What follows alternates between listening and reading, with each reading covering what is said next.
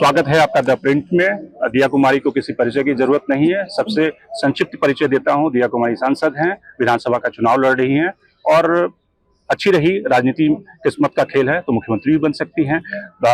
तो सीधे दिया कुमारी से दिल की बात जानते हैं। दिया जी, सबसे पहले तो आप ये बताइए कि पॉलिटिक्स में आपका आना कैसे हुआ। मैंने एक जगह पढ़ा था कि पिताजी की जब हार हुई तो आप नहीं आना चाहती थी पॉलिटिक्स में, फिर कैसे आना हुआ? ऐसा किसने बोला? ऐसा बिल्कुल भी नहीं था। मेरी दादी जी रिकॉर्ड मतों से जीती है, हाईएस्ट रिकॉर्ड उस समय का। जी। मैं पॉलिटिक्स में आना नहीं चाहती थी वाली बात नहीं है। मैं थोड़ा सा एप्रीहेंसिव थी कि पॉलिटिक्स में, क्योंकि मैं बहुत डायरेक्टली पॉलिटिक्स में इन्वॉल्व नहीं थी ना, मेरा परिवार इतना ज्यादा उस समय था।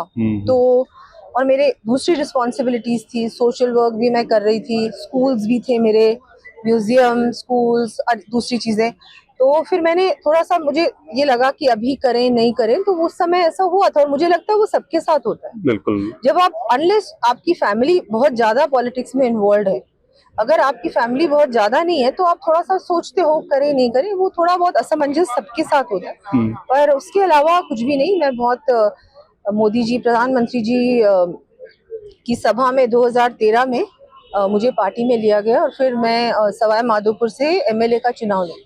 जी। तो अभी तक की जो आपकी पॉलिटिकल जर्नी रही है उसको कैसे आप आंकती हैं? आपको लगता है कि जो आपने सोच के एंटर किया था वो उस डायरेक्शन में सही जा रही है गाड़ी?